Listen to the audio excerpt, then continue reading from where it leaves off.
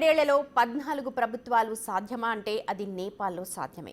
రాచరికం నుంచి ప్రజాస్వామ్యం వైపు కొట్లాడి అడుగులు వేసి అవినీతి పెరిగిందని చెప్పి మళ్లీ రాచరికమే కావాలని ఉద్యమాలు చేస్తూ ఇప్పుడు సోషల్ మీడియా బ్యాన్ పై కదం తొక్కి పార్లమెంటుకు నిప్పు పెట్టి ప్రధానిని గద్దె దిగేలా చేసి నేపాల్ ఏం సాధించింది? ఎటు వెళుతోంది? పక్కనున్న భూటాన్ ప్రశాంతంగా ఉంటే నేపాల్లో మాత్రం నిత్యం కల్లోలంగా ఎందుకు తయారవుతోంది?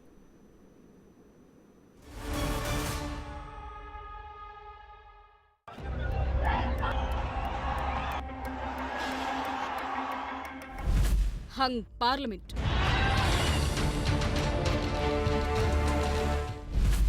సంకీర్ణ ప్రభుత్వాలు,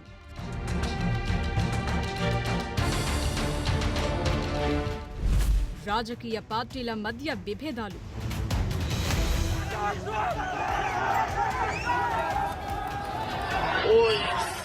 2008 నుంచి 2025 దాకా ఏకంగా 17 ఏళ్లలో 14 ప్రభుత్వాలు మారాయంటే అక్కడ అన్‌స్టెబిలిటీ ఎలా ఉంటుందో అర్థం చేసుకోవచ్చు. ఎప్పుడూ కీచులాటలు, అవినీతి పనులు, అధికార దుర్వినియోగం, ఆర్థిక అక్రమాలు, విదేశీ నిధుల మళ్లింపు ఇవి కామన్. వీటికి తోడు విపరీతమైన రేట్లు, నిరుద్యోగం, విద్య, ఆరోగ్య రంగాల్లో ప్రభుత్వ వైఫల్యం ఇవన్నీ నేపాలీల్లో అసంతృప్తి పెంచాయి. ఆర్థిక అసమానతలు, పేదరికం తీవ్రం కావటంతో ప్రజాస్వామ్యంపై నమ్మకం కోల్పోయారు. ఫైనల్ గా ఇవన్నీ నేపాల్ కొంపముంచాయి. పక్కనున్న భూటాన్ ప్రశాంతంగా ఉంటే నేపాల్ మాత్రం అల్లకల్లోలంగా ఉంటోంది. హిమాలయాలు ఉన్నా, టూరిజం అడ్వాంటేజ్ గా ఉన్న చిన్న దేశమైనా తలరాత మార్చుకోలేకపోతున్నారు. అవన్నీ 1 by 1 చూద్దాం.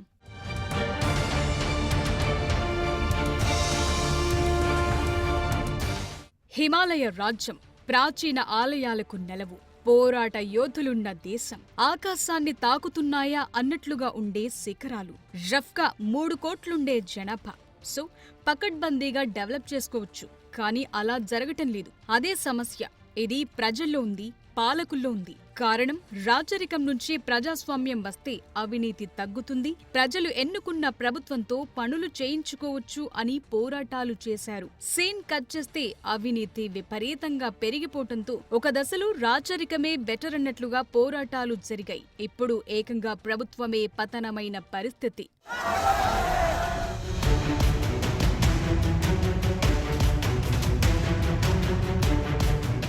జనరేషన్ జెడ్ నిరసనలు తీవ్రమై దాడులకు దారితీసి హింసాత్మకంగా మారి ప్రధానమంత్రి, అధ్యక్షుడు, కేంద్ర మంత్రుల రాజీనామాలకు దారితీయటం ఒక సీక్వెన్స్ గా జరిగింది. సోషల్ మీడియా బ్యాన్ పై నేపాల్ ప్రభుత్వం తీసుకున్న నిర్ణయాలతో నిరసనలు ఒక్కసారిగా ఉప్పొంగాయి. బ్యాన్ ఎత్తివేసినా సరే ఎవరూ తగ్గలేదు. పార్లమెంటునే తగలబెట్టేశారు. ఈ స్థాయి అవినీతి జరుగుతుంటే ప్రజాస్వామ్యం, పార్లమెంటు ఉంటే ఎంత, పోతే ఎంత అనుకున్నారు. ప్రధాని, మాజీ ప్రధానుల ఇండ్లకు నిప్పు పెట్టారు. కర్ఫ్యూ పెట్టినా సరే వాటిని ధిక్కరించి కేంద్ర మంత్రులను బట్టలిప్పి మరి కొట్టారు జనం. కొన్ని నెలల క్రితం నెక్స్ట్ జనరేషన్ నేపాల్ అనే ఫేస్బుక్ పేజ్ తో సహా కొన్ని సోషల్ మీడియా ప్లాట్ఫామ్స్ లో నేపాల్లో నెలకొన్న దారుణమైన రాజకీయ పరిస్థితుల గురించి, అవినీతి గురించి పోస్టు చేయటం మొదలుపెట్టాయి.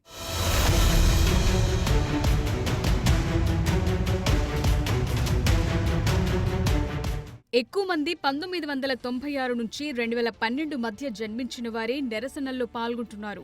వీళ్లను జనరేషన్ జెడ్ గా పిలుస్తున్నారు. 2008 నుంచి నేపాల్ ప్రజాస్వామ్య దేశంగా మారినప్పటి నుంచి కథ మారింది.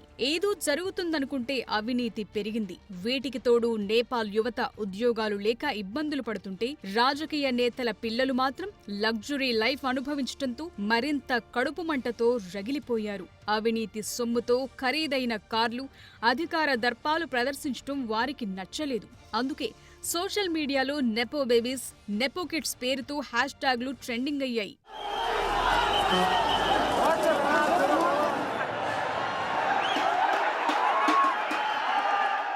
నిరసనకారులు ఒక్క సోషల్ మీడియాపై బ్యాన్ ఎత్తేయాలని కోరలేదు. అవినీతి అంతం, సామాజిక అసమానతలు తొలగిపోవటం, నిరుద్యోగ సమస్యను తీర్చడం వంటివి ముందు పెట్టారు. అల్లర్ల టైంలో 5గురు మాజీ ప్రధానుల నివాసాలను తగులబెట్టారు. ఇందులో కేపీ ఓలీ, ప్రచండ మాధవ్ కుమార్ నేపాల్, జాలానాథ్ ఖనాల్, షేర్ బహదూర్ దేవుబా ఇండ్లున్నాయి. వారిలో కొందరిని సైన్యం రక్షించేలోపే తీవ్రంగా కొట్టారు కూడా. ఇందులో మాజీ ప్రధాని ఖనాల్ భార్య రాజ్యలక్ష్మి చిత్రకారైతే కాట్మండ్లోని వారి ఇంటిని తగలబెట్టినప్పుడు తీవ్రంగా కాలిన గాయాలతో చనిపోయారు.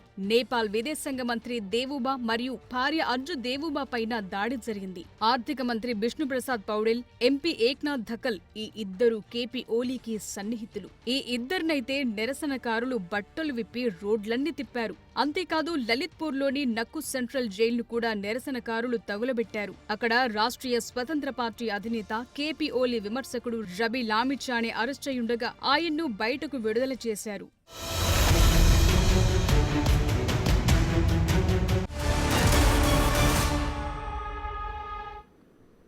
నేపాల్ చాలా నష్టపోయింది, చాలా వెనక్కుపోయింది కూడా. ఇప్పుడైతే ఇంకా తేరుకోలేని నష్టం. ఎటులుతోందో తెలియదు. 3 కోట్ల మందిని మేనేజ్ చేసే పరిస్థితి కూడా లేకుండా పోయింది. ఇదంతా నేపాల్ పాలకుల పాపాలే. ప్రజలు రాచరికం వద్దు, ప్రజాస్వామ్యం ముద్దు అని పోరాటం చేసి సాధించుకుంటే దాన్ని కూడా మొత్తం చెడగొట్టేశారు. అవినీతి, బంధుప్రీతితో నేపాల్ బతుకు బస్టాండ్ అయింది. ఇప్పుడు మళ్లీ ప్రజాస్వామ్యం వద్దు, రాచరికం కావాలి అని నినదిస్తున్న పరిస్థితి.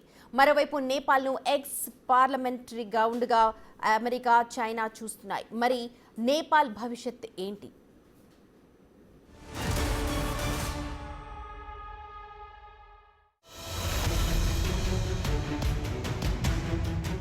ఇప్పుడు నేపాల్కు పాలకులంటూ ఎవరూ లేరు. అంతా ఆర్మీ చేతుల్లోనే ఉంది. ఇక దశ దాటితే ఆర్మీ కూడా ఏం చేయలేని పరిస్థితి. ఇప్పుడు రాజకీయ నేతలతో నెగోషియేషన్ చేసి నిరసనకారులను శాంతింపజేసి కథ ముందుకు తీసుకెళ్లడం ఆర్మీ బాధ్యతగా కనిపిస్తోంది. అదే సమయంలో అధికారాన్ని ఆర్మీ టేక్ ఓవర్ చేసుకునే పరిస్థితి లేదు. నేపాల్లో విపక్ష నేతలు బాలిన్ షా, ఆర్ఎస్పీ నాయకుడు లామిచాని జెన్జెడ్ నిరసనకారులకు మద్దతు ప్రకటించారు. రాచరిక అనుకూల శాస్త్రీయ ప్రజాతంత్ర పార్టీ అయితే ప్రభుత్వాన్ని, పార్లమెంట్ను రద్దు చేయాలంటుంది.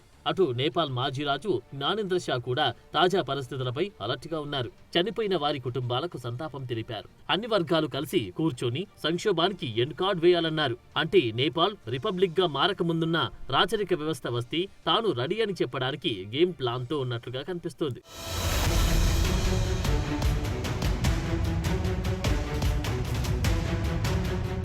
నేపాల్లో హింసాత్మక పరిస్థితులపై భారత్ కూడా అలర్ట్గా ఉంటుంది. అక్కడ చిక్కుకున్న మన వాళ్లను వెనుక రప్పిస్తున్నారు. భద్రతా వ్యవహారాలపై కేబినెట్ కమిటీ మీటింగ్లో నేపాల్లో జరిగిన పరిణామాలపై చర్చించారు. నేపాల్లో హింస హృదయ విదారకంగా ఉందని, నేపాల్ స్థిరత్వం, శాంతి, శ్రేయస్సు తమకు అత్యంత ముఖ్యమైనవని ప్రధాని అన్నారు. నేపాల్కు నిజమైన మిత్రదేశంగా మనమే ఉన్నా ఆ దేశం అటు చైనాకు దగ్గరగా ఉంది. మొన్నటికి మొన్న ఎస్సీఓ సమ్మిట్లో చైనా అధ్యక్షుడితో కేపీ ఓలీ ఫోటో కూడా దిగారు. అంతలోనే గద్దె దిగిపోవాల్సి వచ్చింది.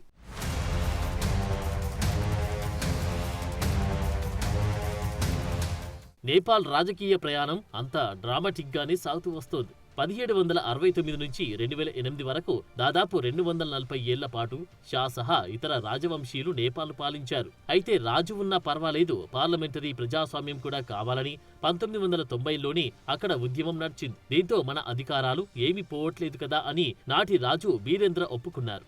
అయితే 2001లో జరిగిన అనూహ్య సంఘటన నేపాల్లో రాజరికానికి చెక్ పెట్టింది. బీరేంద్ర కుమారుడు దీపేంద్ర తన తండ్రి, తల్లితో పాటు సోదరుడు, సోదరీమణులను హతమార్చారు. ఆ తర్వాత తాను సూసైడ్ చేసుకున్నాడు. ఆ తర్వాత బీరేంద్ర సోదరుడు జ్ఞానేంద్ర షా పీఠంపై కూర్చున్నాడు. 2005లో జ్ఞానేంద్ర పార్లమెంట్ను రద్దు చేసి అధికారం చేజిక్కించుకోవడాన్ని నేపాలీలు జీర్ణించుకోలేకపోయారు. దీంతో 2006లో ప్రజాస్వామ్యాన్ని మళ్లీ తీసుకొచ్చారు. దీంతో 2008లో రాచరికం రద్దై లౌకిక గణతంత్ర రాజ్యంగా నేపాల్ అవతరించింది. అక్కడితో పరిస్థితి బాగుంటే నేపాల్ తలరాత మారిపోయి ఉండేది. కానీ దురదృష్టం నేపాల్ను వెంటాడింది.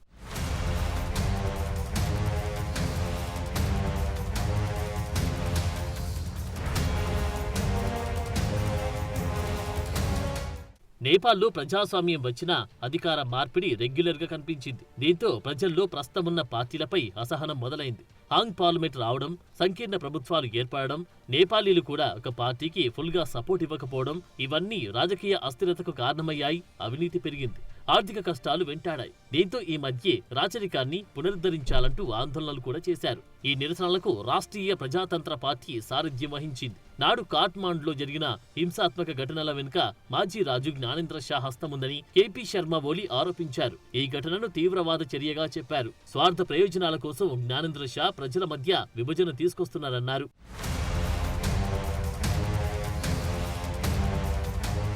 2008 మే 28న నేపాల్లో రాచరికం రద్దయ్యాక 17 ఏళ్లలో 14 ప్రభుత్వాలు మారాయి. రాజుల కాలంలో సుస్థిరతతో పాటు దేశం స్వయంగా సమృద్ధిగా ఉండేదని గుర్తుకు చేశారు. మతం కూడా ఆందోళనలకు మరో ముఖ్య కారణం. హిందూ రాజ్యంగా ఉన్న నేపాల్ 2008లో లౌకిక దేశంగా అవతరించింది. ఫలితంగా తమ సాంస్కృతిక అస్థిరత్వాన్ని కోల్పోయామని ఒక వర్గం ప్రజలు ఆరోపించిన పరిస్థితి. ఆర్థిక వ్యవస్థ దారుణంగా దెబ్బతినడం, ఉపాధి అవకాశాలు తగ్గిపోవడం, దేశాన్ని వదిలి ఉపాధి కోసం బయట దేశాలకు వెళ్లడం పెరిగింది. నేపాల్ మాజీ రాజు జ్ఞానేంద్ర ఉత్తరప్రదేశ్ ముఖ్యమంత్రి యోగి ఆదిత్యనాథ్తో గతంలో భేటీ అయ్యారు. ఆ ఫోటోలు నేపాల్లో వైరల్ కూడా అయ్యాయి. రాచరికం స్థిరత్వాన్ని, హిందూ గుర్తింపును తిరిగి తెస్తుందనే భావన పెరిగింది. నేపాల్ జనాభాలో 3వ వంతు 35 ఏళ్లలోపు వాళ్లే ఉన్నారు. దీంతో అక్కడ టాపిక్ ఏదైనా గరంగరంగా ఉంటుంది. ఏ వ్యతిరేక నిర్ణయం తీసుకున్నా రియాక్షన్ వెంటనే వస్తూ ఉంటుంది. ఇప్పుడు అలాగే జరిగింది.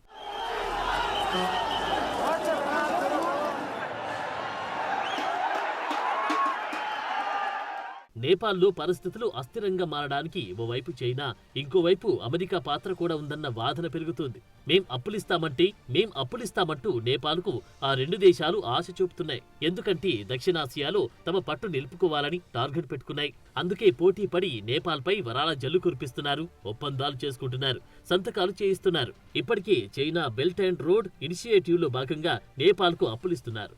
నేపాల్ను ఎక్స్పెరిమెంటల్ గ్రాండ్ గా చేస్తున్నారు. దీంతో సమస్యలు పెరుగుతున్నాయి. బాగుపడదామన్నా బాగుపడనివ్వకుండా కథలు నడుస్తున్నాయి.